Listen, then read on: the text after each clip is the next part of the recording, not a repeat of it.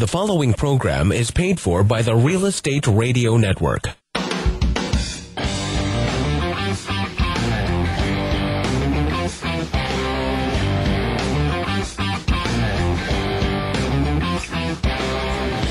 You're listening to Real Estate Radio Fresno on 105.9 The FM KMJ. Now, live in studio, your host, local real estate expert, Craig Barton. Good morning, Central Valley. I'm your host, Craig Barton, and welcome to the Real Estate Radio Network, the most important hour of radio each week here on 105.9 The FM KMJ. Real Estate Radio is a show dedicated to bringing some rational thought to the crazy world that we live in and helping you to rebuild the Central Valley's housing and credit markets.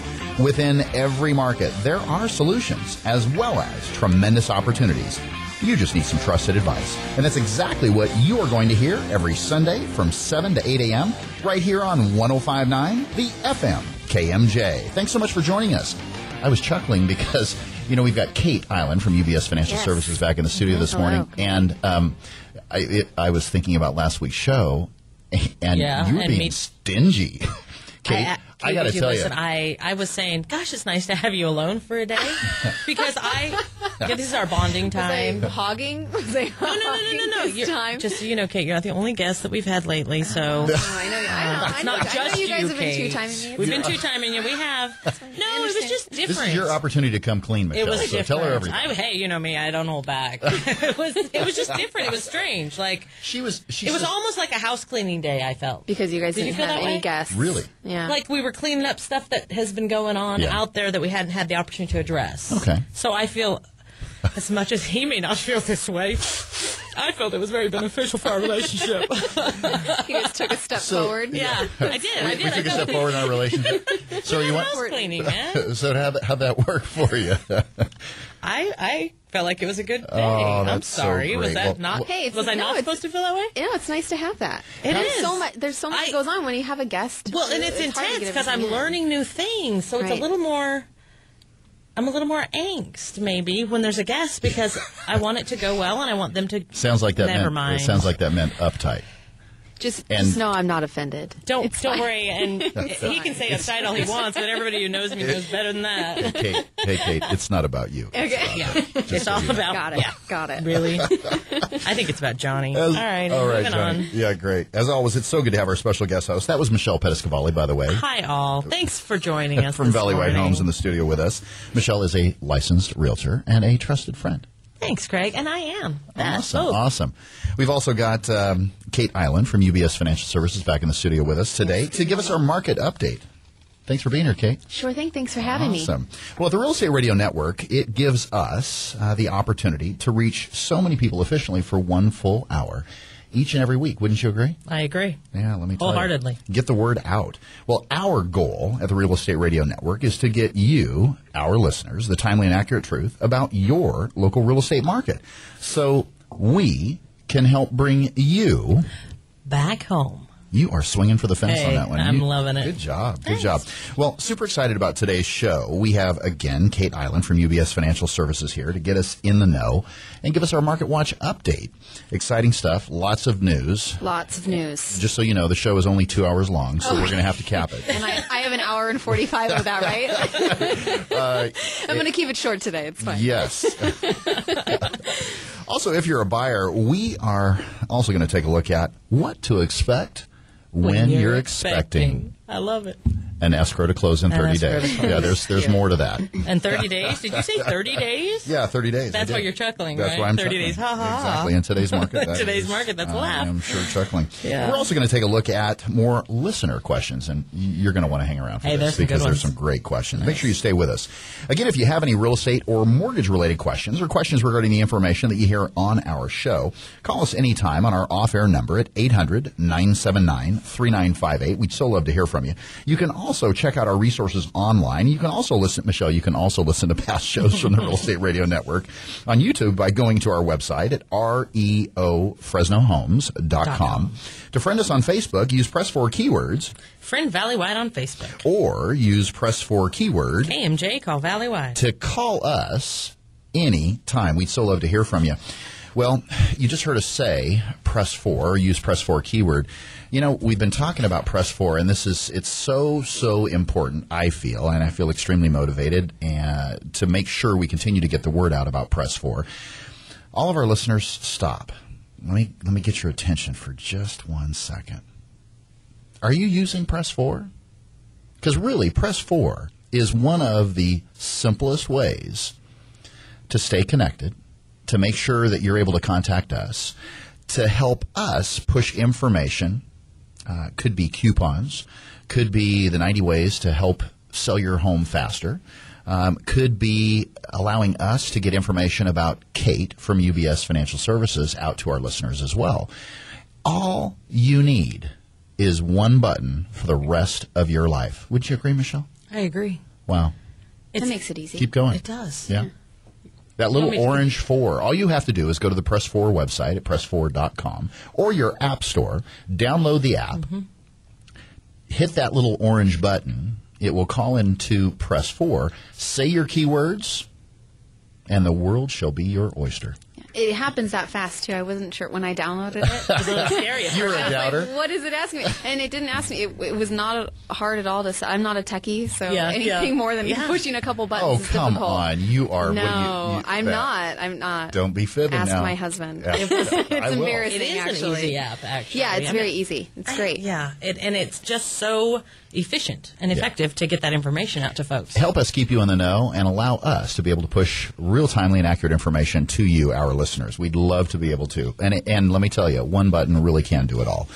Today's hot properties, we have 2 hot properties that we are going to talk about today. 5753 West Dayton Avenue, Fresno, California, 93722. This is a 2-story home, 4-bedroom, 2-bath, 2,390 square feet, built in 2008. This son of a gun is practically brand new. Bidding deadline for this particular property is July 18th at 11:59 Central Standard Time. It is eligible for FHA financing. There's an FHA appraisal that's already been done on this property, so it will save your buyer the cost of somewhere between $400 and $450 for an appraisal. That's huge. Yeah. That's huge. I don't mean to interrupt you, but if an appraisal has already been done and you go in there, and do you have access to view the appraisal? If you're utilizing FHA financing, yes. Most definitely. Oh, that's great. It's an FHA appraisal specifically for the purposes of purchasing this particular property because it is a HUD home. Okay. Which is unique and different from other transactions unless you're utilizing Fannie Mae financing, which no appraisal is required. But that's a whole other show. Well, but just to give you an example, little education, if you're utilizing a property for a rental, there's a different appraisal that goes along with that as far as rental income, et cetera. Okay. If you are utilizing a property and doing a 203K, for instance, that is a different type of appraisal. So there are different types of appraisals based on the types of properties or the types of purchases. Okay. So but you, as my realtor, would be able know to which direct appraisal. Right. Yeah, okay. So if as I'm long as showing you you know this that as a house buyer. and I know we're going to do a 203K, which is a home improvement purchase. Oh, okay. I'm going to let you know we're probably going to pay for our own appraisal, and it'll be probably $600, somewhere in that range, because there's a couple steps to it for that particular type. But with what Michelle was saying right there, you could take one of these particular HUD homes that does qualify for 203K financing, and you could improve it, carpet, paint. So is it worth the investment to do what you want to do and finance that whole package together? Exactly. It's So if it's not exactly the way you want, and you don't want to come out of pocket as far as cash is concerned, you don't want to deplete your finance cash those reserves. improvements. Yeah, very much along so. with financing the purchase of the house. One time. One that's project. great. Okay. Yep. Yeah. So 5753 West Dayton, all this for only $173,000. 2,390 square feet, central unified. Nice. Yeah. Second property, and again, built in 2008. It is practically new. 752 Blueberry Lane in Madera. This particular property, again, is 2-story as well. 4-bedroom, 2.5 bath, 2,835 square feet, built in 2008. Madera Unified School District. The bidding deadline on this one is daily. So to give you an example, you put an offer in today, you'll know by 10, 11 o'clock tomorrow morning if your offer was accepted. Right. Also eligible for FHA financing, and again, appraisal already completed. Save yourself the cost of the appraisal, somewhere between $400 and $450. And what an easy way to make offers through this HUD system. It is. Is it online? It is. It's and all, so it's totally that's fair. fantastic. They're all reviewed through the system. It's very, very effective. Wow. As we would say, it takes the larceny out of the transaction. I get agents that routinely will call me and say, hey, do you know how many offers are on the property? Do you know what they are? You know what? All offers are submitted electronically. Nobody knows. Nobody knows. The only confirmation that we will receive is if there is a high enough acceptable net to HUD. They'll say accepted. They'll send us an email confirmation. They'll carbon copy the selling agent in the transaction, so we know who to contact and who to follow up with to ensure that we introduce ourselves, that the transaction goes smoothly. It's so important. Interesting. Yeah. I had no idea. Yep. So if you'd like more information about today's hot properties, please give us a call anytime on our off-air number at 800-979-3958, or use press for keyword AMJ Hot Property. and we'll send you more information about these hot properties right to your phone. Look for more hot properties each week right here on the Real Estate Radio Network. Let's talk real quickly about find your new home. Now, granted, there's, I think, 4 or 5 homes on the market right at the moment in Fresno County. At least that's the way it seems. I'm like, I've made offers On all- 7 times on each of them. On each, No, I'm kidding. of those. No, but it's getting a little... 1,325 listings and active listings in So Fresno finding your County. new home is not as concerning to me Yep. as listing your new home. Listing Just your saying, home. I think those two go hand in hand because Well- people are looking for homes right now, and those folks who have any consideration, now is the time to do your research with your agent. Give us a call and we'll help you with that. Finding your new home segment? Wow. I mean, they are moving quickly. I really, wow. Do you look at days that the property has been listed on the market? Is that any kind of true indication in this kind terms of of market? what? Like how quickly the market is moving? Oh, it's moving. Because I know certain homes may move slower than others. Correct. So, but do you look at that? If it's a nice home in a nice neighborhood, nice amenities, good school district, you are not going to be really given the opportunity to look at the number of days on market because it's really irrelevant. Right. Where it's really, I think, where personally it becomes relevant is the longer that home is. If it's been on the market for 45 days, what's the crime scene? Right. What's going Right. on? What's going on? Why is it the way it is? Yeah. Because in today's market, if your home is priced right, it's going to sell. It's going to sell, and you're probably going to have 5 or 6 offers on that home. It's that competitive If it's of a market priced right well, at the moment. Right. So Priced finding your new accordingly. home could be just as simple as someone else I think it calling was us kind up to list their was kind of their funny. old home. Yeah. It was kind of funny. We made an offer for a client a couple weeks ago, and the offer got turned down. And it was a very pristine property that they had looked at, and we're looking in a particular geographic area of town, and we have a few houses that we've looked at. So they put their offer on the first one. Next day, we get turned down. They've already got the higher offer. We go to the next one. We put an offer on that one. Turned down. No. They already, in the midst of, they had multiple offers, and we were one of the 5 offers they got. And I believe every person who offered on the first one went directly to the same second house and offered on the An offer on that second because one. they are all looking in that neighborhood. That's And real common. It is. So we're competing over and over again for these same Right, offers. right. But again, you have to be patient in this market because we don't want a situation where you are overbidding. Yeah, it's an education process. We don't want to most inflate the definitely. market unnecessarily Right. and unethically. Well, and as prices stabilize, there will be more homes for sale if people Correct. are thinking of selling. Correct. Yeah, stabilization in today's market, really with inventory levels being at what they are right at the moment, stabilization is something that happened 6 months ago, 10 months ago, because really there is such upward pressure on prices There is an increase. that we are seeing, regardless of what Case-Shiller, any national average, regardless of what Fannie and Freddie say rates are this week, there is upward pressure on prices. There is such a large I just read something this morning, Dan Hawkins, president of our local association, that 30% of all transactions, it was somewhere in the ballpark, so Dan, I apologize if I misquote you specifically, but somewhere in the ballpark of about 30% of all real estate transactions in Fresno County are cash. Really? Interesting. That Interesting. many? That many, which, again, and someone asked me that question, something similar as far as trying to get the pulse as far as Fresno County is concerned. Right. And I said, what you're seeing is not only is there a large number of cash offers, but you're also seeing a large number of cash offers from foreign investors. Oh, absolutely. Yeah, in a big way. There's a lot of foreign money that's coming here into the Valley. Absolutely. I was just listening to something on the radio about that, actually, that a lot of foreign investors are buying homes here in the U.S. because of either tax policies in their home country, what property values, what have you. Certainly. So, and even in Fresno, that's interesting. Yeah. Well, and it's very common for some of our business owners out there to be taking lines of credit and just utilizing them for purchase as well. I'm seeing that. Yeah. We've got a very diversified, very diverse valley here and a very diverse market. So you're seeing, and some of the other statistics that he also echoed was, again, REOs or real estate owned / foreclosures make up roughly about 30% of the market. Short sales still roughly make up about 25% of the market. Everything else is basically traditional sales. So is there any kind of coincidence that about 30% of the offers are cash and about 30% are foreclosures?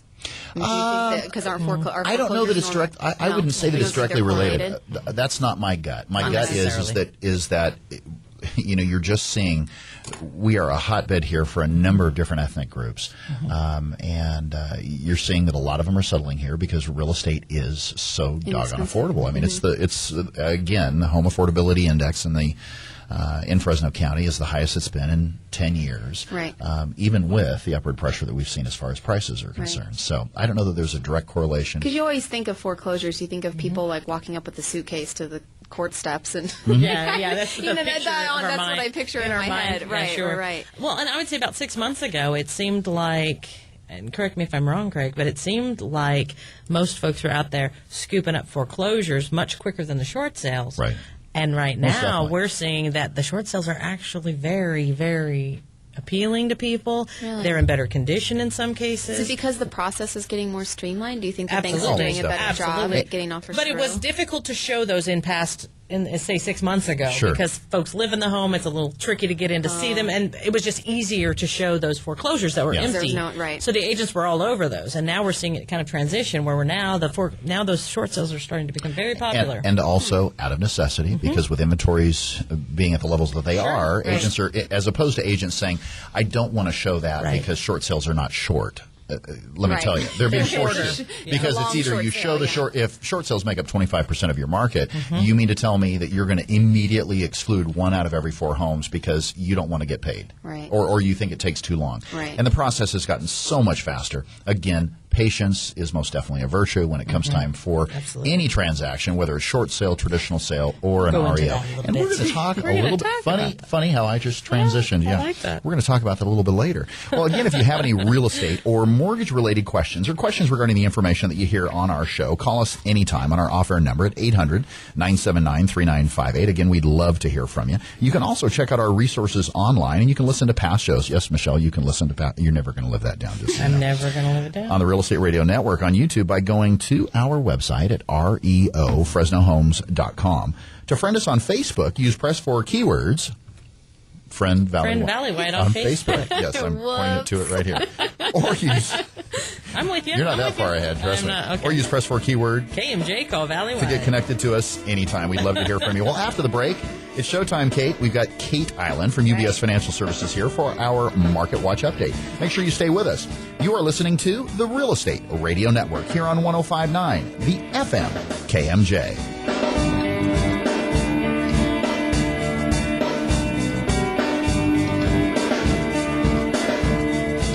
This program is brought to you by the Real Estate Radio Network. Visit realestateradio.us for more info. That's realestateradio.us. Thinking about buying a home? Find out how the HUD Home Store can help you.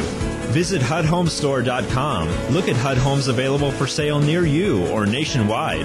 Why HUD Home Store? HUD will pay up to 3% of the buyer's closing cost. The price of the home is based on an FHA as-is appraisal, which is already completed, saving you an average of $400. And there is an owner-occupant priority bidding period during the first 30 days. Want to know more? Visit HUDHomestore.com. Mortgage interest rates are at historic lows, and there's never been a more affordable time to buy real estate. Whether you're looking for your first home, moving up, or your next income-producing property, let the mortgage professionals at Valley White help. Valley White Homes has been helping homeowners with their mortgage needs since 1997. When it comes to the Valley's real estate, we know our way around the neighborhood. Call toll-free 800-979-3958 and put the seasoned professionals at Valley White Homes to work for you. Valley White Homes, NMLS number 342062, 235-952, California Department of Real Estate License 0122-8460.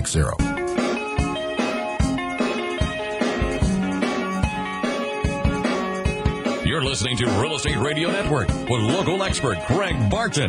Now, here's Craig. Well, like we mentioned before the break, we've got Kate Eiland from UBS Financial Services here, our local financial expert. Kate, so good to have you back. Thank you. Awesome. Always a pleasure. You said it's earnings season. Is that like duck season? It is. Is out there with guns shooting? It is, because you get to hunt for companies that may be at a discount. You get to hunt for earnings. I love it. I love it. Discount. I like that. Hey, they're selling at a discount. Buy it on sale. Everybody wants a bargain. That is the key, yes. Not a lot of news yet so far. Alcoa, who is the world's largest aluminum company. Alcoa can't wait. Alcoa. Sorry. Exactly. They're always the first to kind of kick off earnings season. Why is that? I'm just curious. It's just there's an earnings calendar. Because their name starts with A. And because the symbol is AA. That's fine. So the symbol. Yeah, okay, exactly. it's by the symbol. Okay. I don't actually know if it goes that way for all of them, but Alcoa. Hey, that was a good try. It really starts it. Huh? Exactly. I'm sticking with it, just so you know. It makes sense to me. Good. Yeah, well, I'll believe it. But there are about 3,000 companies around the world that will be reporting in the next 2 months, and earnings season is especially important right now because there are kind of three things on investors' minds. The first is the pretty obvious one, Europe, because that situation hasn't abated at all, really. And it's not just Europe, but also what policy responses are coming out of that situation. Secondly, investors are worried about the kind of the deteriorating picture that we've seen, unfortunately, around the world. Some of the economic data that we've been getting hasn't been positive.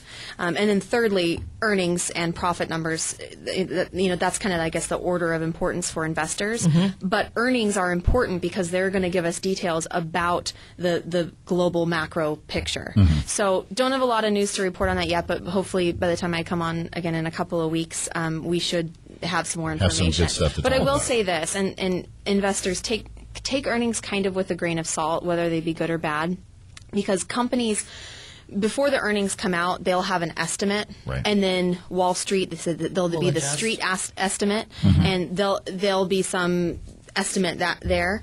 But the company, before they actually announce, they can reduce those estimates. So we've seen a lot of companies guide lower. You'll see mm-hmm. lower guidance. That's mm-hmm. what they're just saying is that, we thought it was going to be this, but it's actually going to be less than that. Right. So then if they end up meeting or beating their estimates, keep in mind that those are estimates that were lowered before.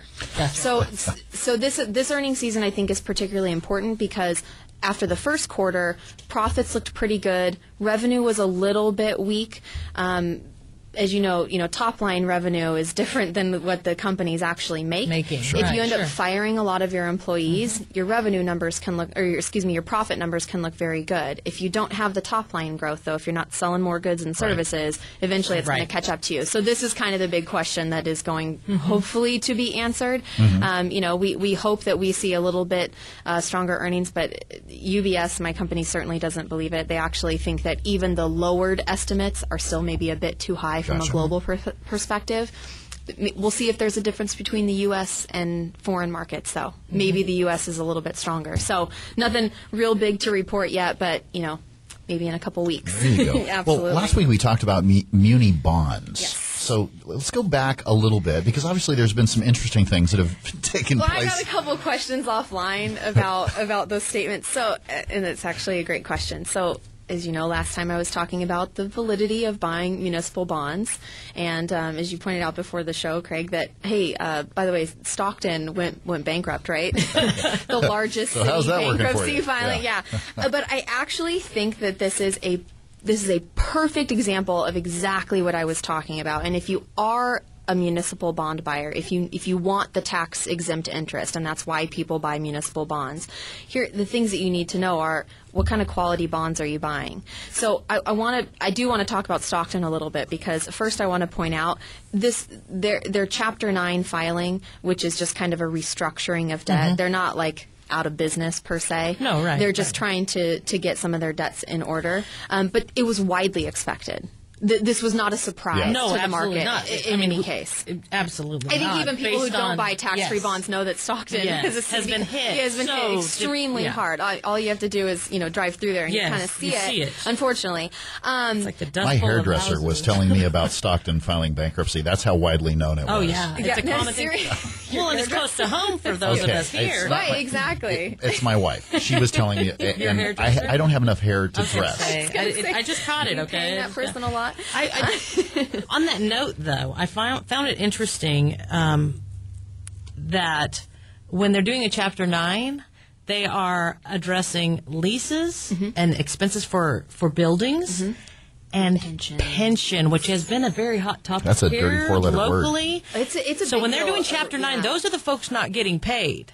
So when a city is having that kind of turmoil, right. Well, they're still paying the electric bill, but you pensioners, you aren't getting paid. I found that interesting. That's a little scary. And really, it's to renegotiate. I get that.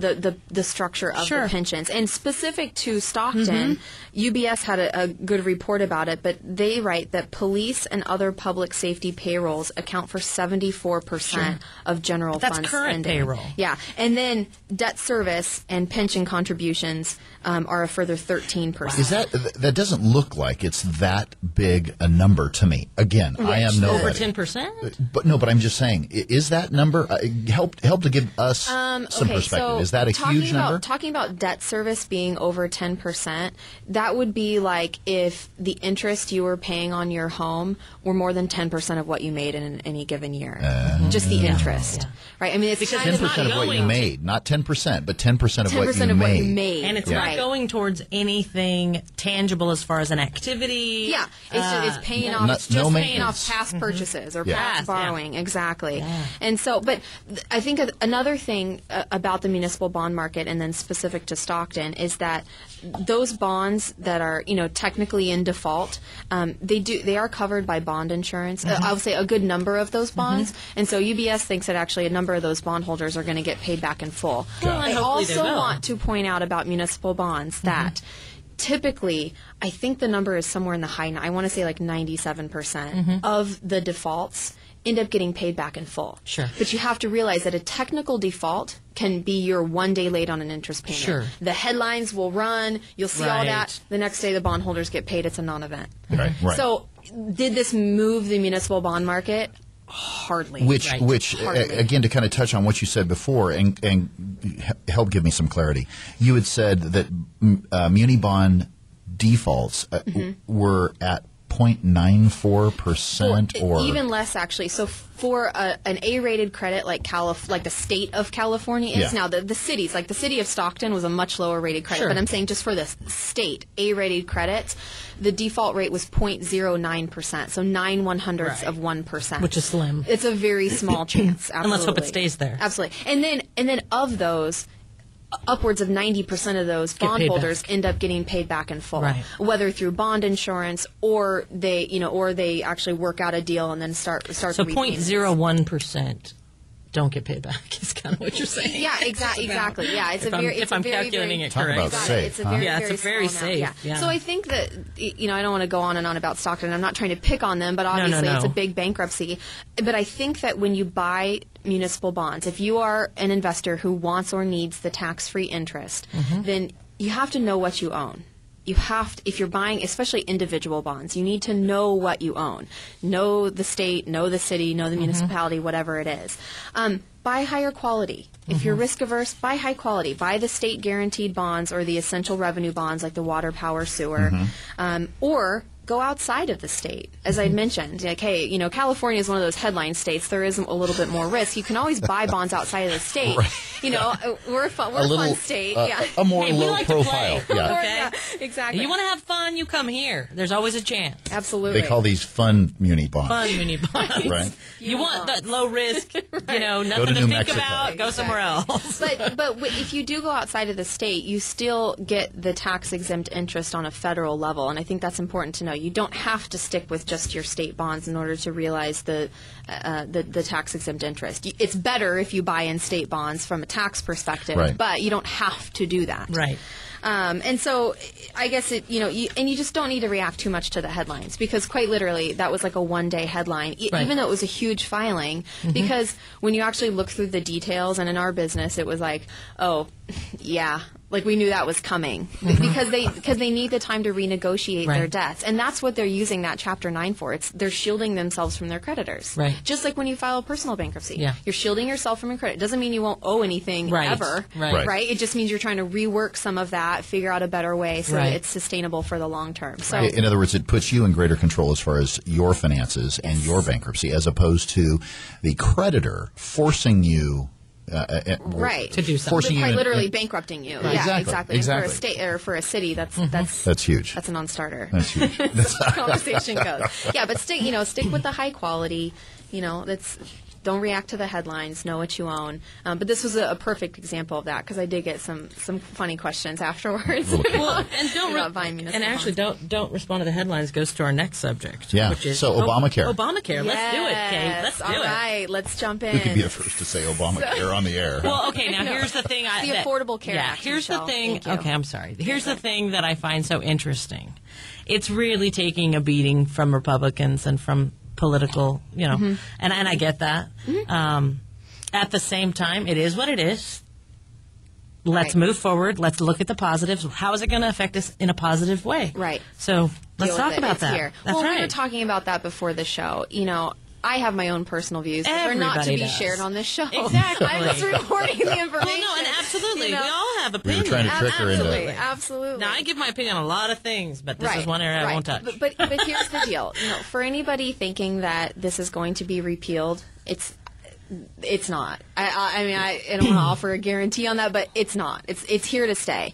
How it might go down might change depending on the election in November. Okay. Depending on funding issues. Quite frankly, there's estimates that this is about a $2 trillion cost over time. So how this is actually funded and who participates as far as the states, the companies, that kind of thing. And all that may change, but this is here to stay.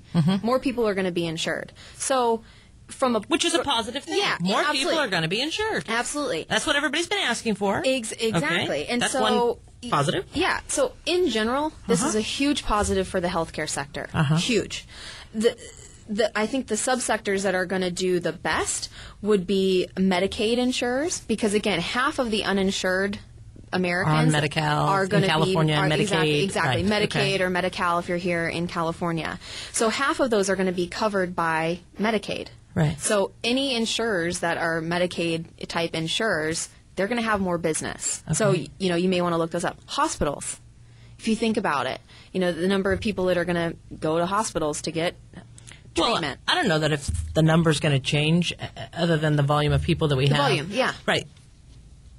Versus those who now have some kind of insurance. So instead of a write-off the hospital's going to take, Right. potentially going to take some profit, The people hopefully. who are actually going to be paying customers at the hospitals, Right, right, absolutely. right. Okay. But if you think there are people who choose not to be insured, Correct. and or or choose not to go because they have no insurance. Right. Exactly, Okay. exactly. So you should see a pickup there. Mm-hmm. In addition, my company UBS, they prefer generic drug manufacturers. Mm-hmm. I think that's huge. Drug distributors, and then managed care organizations. So Okay. it's a lot surrounding insurance companies, I Sure, would say. sure. Now, there might be some near-term negative for a couple of the different sectors. For instance, commercial health insurers, excuse me, because as the law actually is passed now, commercial insurers cannot deny somebody health insurance coverage because of a pre-existing condition. Now, the premium is not guaranteed. Correct. But they can't be denied. Okay. So that they just it all affects their price. Right. So with the Affordable Care Act, Okay. these commercial health insurers now have the option to participate in these state exchanges. So we know half the people who are uninsured are going to be covered by Medicaid. The other half are going to have to be required to get insurance through a commercial insurer. The commercial insurers, well, we're supposed to see these state exchanges set up. Not every state has them yet. And there's also a question as to what states are going to participate in the extra Medicaid. Because so this is like such a lengthy conversation with regards to how the healthcare system works in our country. But so you know, the additional Medicaid in people who are going to be insured under Medicaid, that's a federal subsidy. And it's 100% federal subsidy in the first year. Meaning the federal government, thank you taxpayers, you guys are going to be paying for that for the first year. It does go down over the next couple of years, and then the states take on some of that burden. So the states actually have the choice as to whether or not they want to take on that cost. If they don't want to, as the law reads, they don't have to. Gotcha. So that's also a good thing, because then you have the issue of like states' rights and that kind of thing. So anyhow, with the commercial insurers, they have the option of participating in those state exchanges. The state exchanges are kind of like Expedia. You go online, so like, the travel site Expedia Orbitz, you go online and you say, I want to go here, or in this case, I want this kind of coverage, I'm looking to pay about this much a month, I need to cover this many people. You put in those parameters, and it's going to come back and show you the companies that fit those parameters. And that's very much, just so everybody who may not be educated a little bit, that's very much the way Medicare is.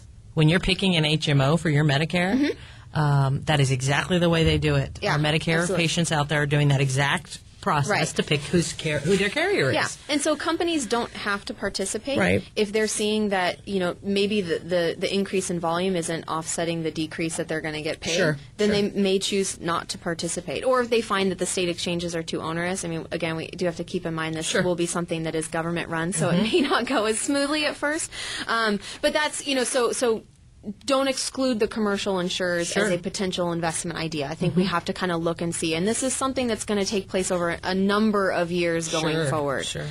But we see growth there. And there's huge growth. There's 30 million more people that are going to be insured. Right. Yeah. Exactly. There's more people insured. There's more growth in the healthcare industry. Exactly. So. Well, and we were talking about it, before the show. Is just that if you think about it, the lab companies, when you have to go get blood drawn, or urine sample, or what have you. I mean, those companies are going to see a huge pickup. You would think, right? The manufacturers of implants. We're talking about knee replacements and that kind of thing. The medical device. So not only do we have our baby boomers out there making the numbers higher, but we're going to have more people insured. So. Absolutely. It's good stuff. Now, some of talking about medical device companies specifically, there is going to be an increase of a 2.3% excise tax on medical device companies. So some companies, I know there's actually this year there was an increase similar on biotech companies. So some of those companies initially might see a little bit of a bite because the increase in costs due to this law. But again, I think that more than likely the volume increase will offset any kinds of taxes. Any reason they gave for choosing those to give those taxes to specifically? They need to they have to fund the bill somehow. Yeah, no, I mean, every company is paying something. This is new. I think maybe they were excluded from that now, and now that's going to be included. For investors, talking about taxes, this is important to know because there are a lot of changes, as we had talked a couple shows about the fiscal cliff, and we're starting to hear more and more about that on the news because as we get closer to the end of the year, nothing's getting done. Right. But there's a lot of taxes that are changing. So next year, some of the provisions of the Affordable Care Act come into play. One is a 3.8% tax on investment income. That's going to be applied to people with an adjusted gross income of excess of $200,000 or $250,000 for joint filers. Okay, investment income includes dividends, which are part of the fiscal cliff also that are talking about going to your ordinary income tax rate. So there could be a kind of a double whammy on dividends. Rents, if you have a rental property potentially, there's a new tax on that, on the income from that.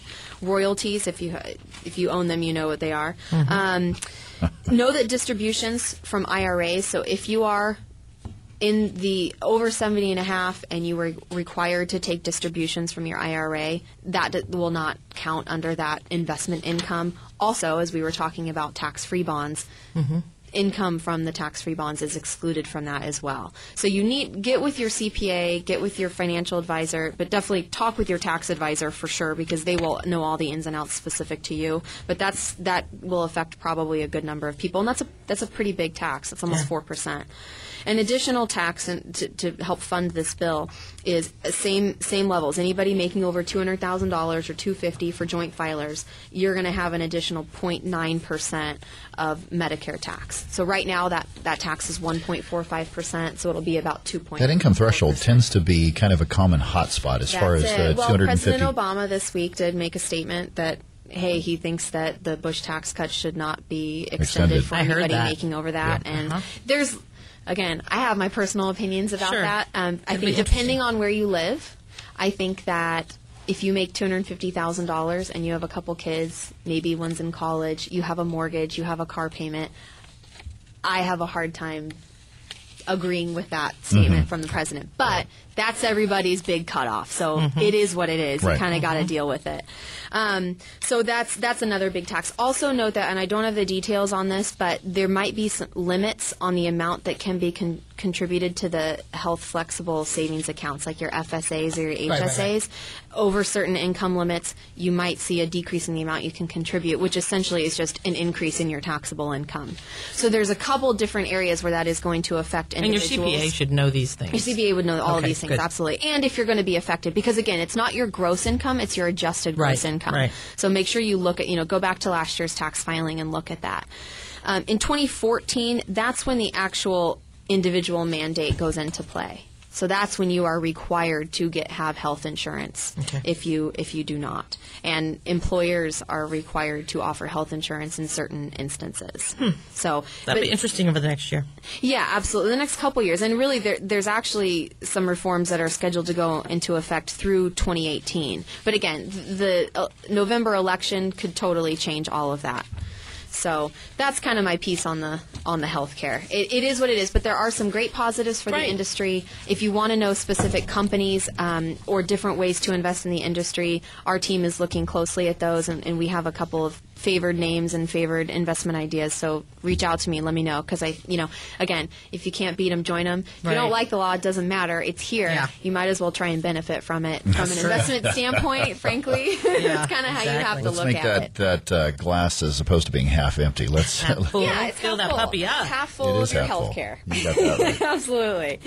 So, go ahead, Craig. No, I was just going to say, real quick, we need to take a break real quick. But sure. Again, if people want to get a hold of you, Kate, direct line 559-248-4097. You got it. Or use press 4 keyword KMJ. Call Kate.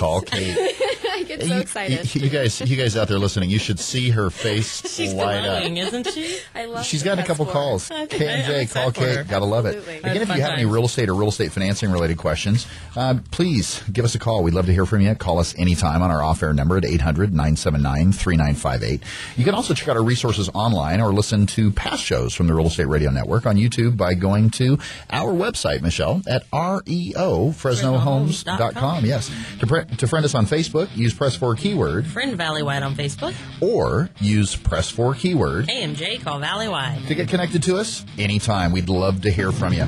Well, after the break, we're going to finish up our conversation with Kate Eiland from UBS Financial Services, and we're also going to take some listener questions. And let me tell you, there's some great questions.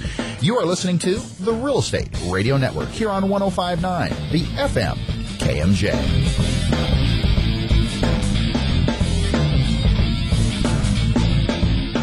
This program is brought to you by the Real Estate Radio Network. Visit realestateradio.us for more info. That's realestateradio.us. Thinking about buying a home? Find out how the HUD Home Store can help you. Visit HUDHomestore.com. Look at HUD homes available for sale near you or nationwide. Why HUD Home Store? HUD will pay up to 3% of the buyer's closing cost. The price of the home is based on an FHA as-is appraisal, which is already completed, saving you an average of $400. And there's an owner-occupant priority bidding period during the first 30 days. Want to know more? Visit HUDHomestore.com. All it takes is one call to the professionals at Valleywide Homes, and you'll start building wealth in real estate. Whether you're looking for your first home, moving up, or your next income-producing investment property, let the experts at Valleywide Homes help. There's never been a better time to get into the real estate market. Visit our website at reofresnohomes.com or call toll-free 800-979-3958. That's 800-979-3958. And put the seasoned professionals of Valleywide Homes to work for you.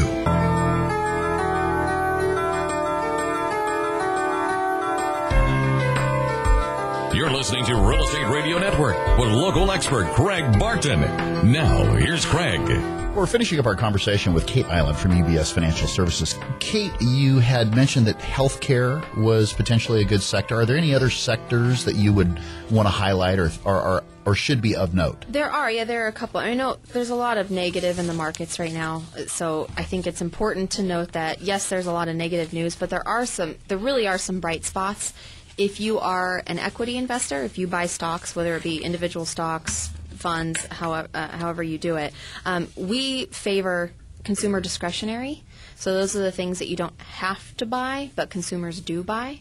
Fast food chains, again, can't really mention specific companies, but think about. But if you're fast, you know who you are. How you get your internet and TV service at your home. And those are kind of consumer discretionary. Technology. It is so cheap right now. It is very cheap right now. But the world's driven by it. Absolutely, and it is definitely a growth sector. Typically, you're not going to see a lot of dividends from that, and you have to assess your risk before you do anything like that. But I think technology is a huge sector. I mean, just look at Press 4. For instance. There you go. There's huge opportunities, right? That's exactly it. Another huge story is energy. And I'll talk a little bit more about it next time I come, because I think there are some fantastic opportunities in the energy sector. Cool. And they're domestic, which is nice. They're here in the U.S. So those would be the areas that we think are bright spots. Which energy really hasn't been at the top of the list it hasn't. Domestically. Well, the price of oil, for instance, has gotten absolutely pounded here in the last couple of months.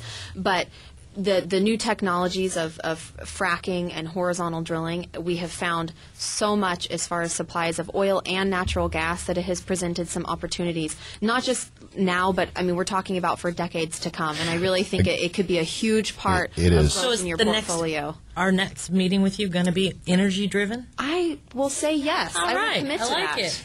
Good friend of mine. He's a fracker. He seriously. I don't know what that is, but I'm going to learn. He goes up to Wyoming, Idaho, that neck of the woods, and they shoot him up there out in the middle of nowhere, and he is supposed to be monitoring. It's fascinating. He came to me last year sometime, end of summer, and said, "Hey, going to be going and doing this." Wow. And it's amazing. Amazing. Very interesting work. And also all the offshoots as far as the little other industries that spring up because of what's going on up there. How about how to get water to some of those places? Companies that do. How to dispose of waste. How to dispose of the waste. Yep. Absolutely. We were having that. He stopped by my office this week. You were having conversation. You were in the waste? Conversation too, Michelle. Wow, waste and Michelle. Great, lovely. All right, let's move on. That's not how we brought. Okay.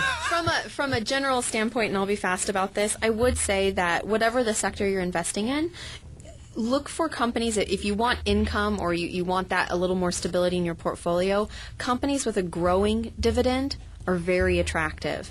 And there was some research I found by Neuberger Berman that showed that in the last 55 years, the dividend yield on the S&P 500 has been higher than the 10-year Treasury only 3 times. Meaning companies are paying higher dividends than what you can loan money to our government for 10 years. Gotcha. So this is the 3rd time in the last 55 years that's happened. So look for the dividend payers. I think it's a good source. But I'll definitely be back with the energy story because it's very exciting for me at least. Mm-hmm. Thanks so much, Kate. Again, you can contact Kate Eiland with UBS Financial Services, 559-248-4097, or use press 4 keyword KMJ. Call Kate. I love it. Love it. So let's get to some of our Real Estate Radio Network listener questions. And these are, I tell you what, we've had some great questions. I find them entertaining. Yeah. First question here. My husband and I owe approximately $318,000 on our home that we bought back in 2009. We've heard so much about HARP 2.0, the Home Affordable Refinance Program, and version 2, which we hear that there's a version 3 coming out and some other potential refinance relief for other non-Fannie Freddie owned mortgages, but nothing concrete as of yet. Are we eligible to refinance? Well, first thing we've got to look at, number one, is was that particular loan made before May 31st, 2009? If it was made after May 31st, 2009, unfortunately, you're not eligible. Oh. Number two, you're going to get the biggest bang for your buck with Fannie Mae in terms of how aggressive any of the institutional lenders are out there as far as, hey, if I owe $318, and I'm guessing if you bought it in 2009 and you owe $318, your house is probably worth $200 right at the moment. I mean, it's excuse me for. I'm not practicing medicine without a license. I'm just saying I'm generalizing as far as the statement is concerned. So you have to take a look at, you need someone, you need a lender, because not all lenders are just unrestricted as far as loan to values are concerned. But Fannie Mae is. Well, Fannie Mae is, but different investors like Bank of America as an example, or Citi or Chase are maybe a little more restrictive in terms of from a wholesale standpoint out in the broker world. So there's most definitely a number of different variables that could potentially preclude you. Also, this is your primary residence. I assume we bought our home. I'm assuming this is their primary residence. You also have to be current. You have to be current on this particular in order to be able to refinance as well. Lastly, you have to ask the question, and we talked about this last week using our home appreciation estimator, is if you owe $318 and your house is worth $200, how long is it going to take for you to be with principal reduction, meaning that you make your standard payments based upon the interest rate you're paying on your mortgage? How long is it going to take you to be in a position where you actually are flush or you have equity again? So really good question. Second question we had from one of our listeners was, I filed bankruptcy back in March of 2009 and I included my home in the bankruptcy. How soon can I buy a home again? Well, I'm going to make the assumption that when you say you included your home in the bankruptcy, that you allowed the home to revert back to the servicer, meaning that you included it and you stopped making your payments and you let it go back, you moved out, and you've been renting ever since. Well, because there's a couple layers there. You file bankruptcy. Fannie and Freddie are, FHA is the most generous in terms of 2 years from a bankruptcy discharge date with reestablished credit and no additional lates or financial irresponsibility on your part. Bankruptcy, where you include a property, it's 3 years from the date the property reverts back, because it's what is more egregious, the bankruptcy or the foreclosure. It's the foreclosure, so the foreclosure is the umbrella. 3 years from the date that the property reverts back to the servicer. Extremely important to note, you just move out, you file bankruptcy, you just move out, or you just move out and you don't file bankruptcy. I've seen it where it's been 16, 17, 18 months after someone's moved out and the servicer has not taken the property back. So it's extremely, extremely important. It's from the date that it reverts back. And then obviously you've got to show some financial responsibility sense. So 3 years is the answer to that question, as long as you have shown that financial responsibility. Last question. My wife and I bought our home and paid $135,000. We put 3.5% down, and we currently owe about $129,000. How much will our home be worth in 10 years? Well, I pulled out our little home appreciation estimator, and this is something, again, like we spoke of last week. It is a simple Microsoft Excel spreadsheet. We can send it to you. And again, annual appreciation is just an estimate, and it's an estimate and an average. Your local neighborhood may vary. It doesn't take into consideration you paying the principal balance down on your loan. And the current estimate of value as of today is just an estimate, because you may have bought it for $135, but maybe it's worth $130 now. Well, using a 2% annual appreciation, we are after, let's see here, 10 years, estimated home value now, let's say $135, bought it for $135. In 10 years, it would be worth $164,500 roughly. At a 2.5% average appreciation after 10 years, it would be worth roughly $172,000, almost $173,000. So in 10 years, you've got a nice little investment in terms of equity. And again, as long as the tax laws don't change, you're afforded a tax exemption up to $250,000 per spouse to be able to roll those monies into another primary residence. Right. And the 2 and 2.5% from any financial planning standard is low as far as appreciation goes. Now we may be working with lesser numbers, but typically you work on a number of about 6%. So that's just interesting to know, but I think now probably something closer to 2 or 3 at least might be a little more appropriate. At least for our current discussion. Market. That's right.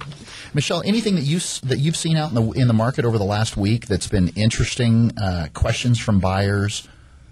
I know this is kind of unrehearsed, but it is unrehearsed. Yeah. Nothing off the top of your head? Yeah.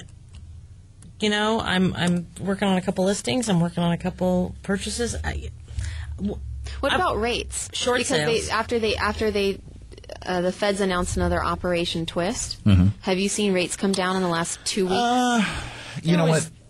It is always a roller coaster, but not substantially. Rates fluctuate daily, and sometimes multiple times inter sessions. So it is all, and it's all based upon. So what do you do for people who are looking to buy and want to lock a rate? That's always like a big deal, especially right now. It's like, how do you do that? The general statement is this: the qualifier is you must have collateral in order to lock your rate. So you cannot lock prematurely. You have to have a property, and you've got to be in contract, and you probably want to lock for roughly about 60 days just to make sure that you're protected. If you've locked and let's say rates drop, can you get into the down? It depends on the bank. Depends upon the bank, exactly. Some banks do give you give you the ability to be able to float down. Most do not.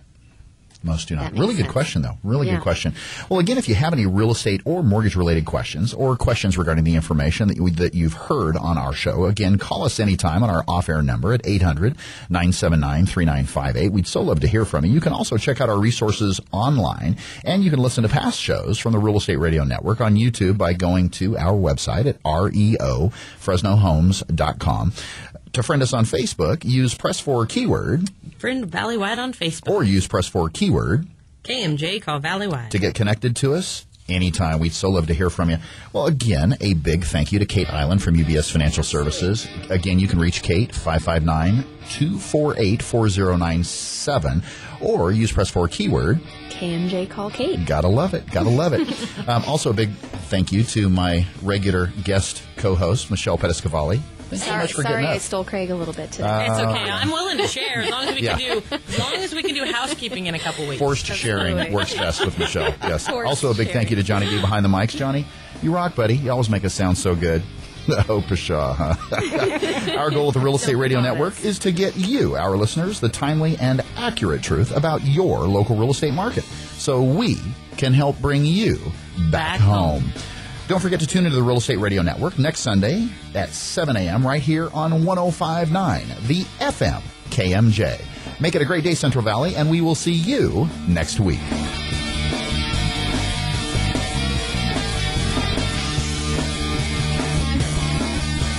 The preceding program was paid for by the Real Estate Radio Network.